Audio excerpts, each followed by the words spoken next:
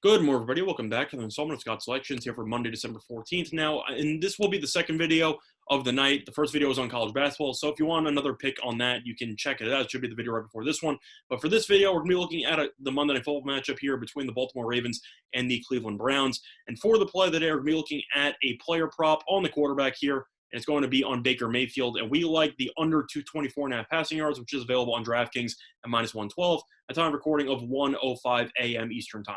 Couple reasons why I like the under in this spot. First of all, even though this number seems a little bit low, he has gone under this total in 3 of his last 5 games. Now, people might be thinking about him torching Tennessee and what happened last week, but overall, in the grand scheme of things, he has not really done that well for passing yards over the last 5 games. So I think that this number is a little bit too high at this current point. But the main reason why I like the under in this spot is based on the weather in this matchup. We've already seen how bad the weather can be in Cleveland, and the weather should be a problem once again on Monday night, as you are expecting 20-mile-per-hour winds, which should definitely limit both quarterbacks when it comes to taking deep shots. Baker, as everyone knows, loves the play-action game, loves to take some shots to some receivers, whether it's Landry, whether it's Higgins, whether it's People-Jones. But at the end of the day, I do think that the wind will definitely play a factor in the play calling for both coaches. We've already seen what Stefanski does in bad weather games.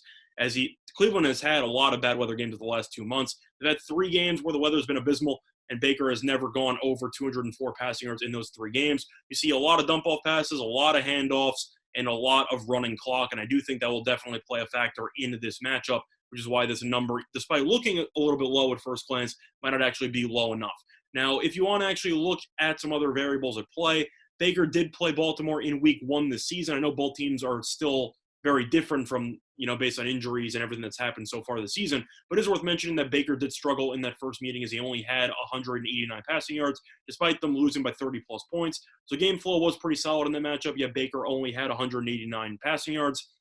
He tends to struggle with Baltimore's defense, and I do think he will struggle once again to rack up the passing yards. But looking at some other things to talk about, it is worth mentioning that both teams rank in the top half of the league in time possession. Cleveland ranks 13th, Baltimore ranks 14th. We've already seen Baltimore and how, because they never really throw the ball, they run the ball a lot and eat up a ton of clock. Cleveland's kind of the same way, despite the fact that, of course, Baker's capable of throwing the ball downfield.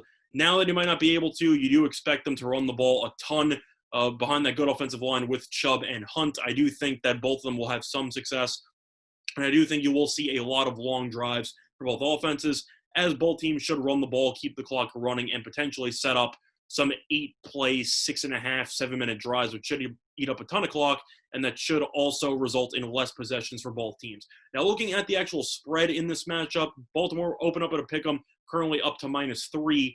I don't exactly think that's all based on the current roster. That's mostly based on the weather and the fact that people don't exactly trust Mayfield in this environment in comparison to Lamar, who, of course, has more use with his legs, etc.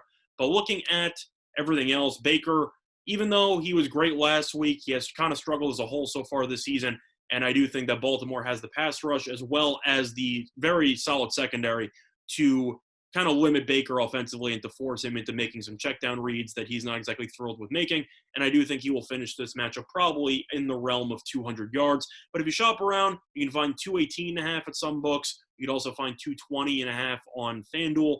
But DraftKings give me a free 4 yards, so I'm going to take that to the bank. I do think this number will drop. And I do think that since the spread is close at -3, I do think this game will be very close towards the end, which means that you won't exactly have to worry about any garbage time situations where the Browns are going to be forced to throw the ball every play. This game should be close throughout, and I do think that will definitely help us because that will not cause Cleveland to completely abandon the run. So the play that I once again here in the NFL for Monday, December 14th is going to be on Baker Mayfield under 224.5 passing yards, which is available on DraftKings at -112. That's been installment Scott Selections. Good luck to all of you and respect the best today. Bye, everyone.